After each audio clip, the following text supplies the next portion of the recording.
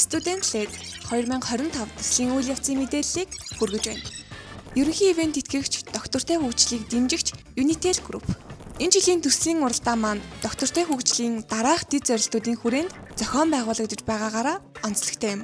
Үүнд инновац болон дэд бүтцийг хөгжүүлэх, хариуцлагатай хэрэглээг дэмжих, уур амьсгалын өөрчлөлтийн үр нөлөөг багасгах, хөгжлийн төлөөх түншлэлийг бэхжүүлэх зэрэг тогтож байгаа. Энэ жилийн уралдаанд нийт 13 сургуулийн 55 баг, 213 оюутан материалаа илгээсэн. Эдгээрээс 5 их сургуулийн 15 багийн төсөл 2 дугаар шатанд шалгарч, сургалтанд хамрагдан 48 цагийн дотор даалгавруудыг гүйцэтгэсэн. Одоогоор сүүлийн шатанд 6 багийн төслийн ажил шалгараад байгаа ба энэхүү 6 багийг ерөнхий ивент тэтгэгч Unitel Group-ийн менторууд чиглүүлэн удирдах байна.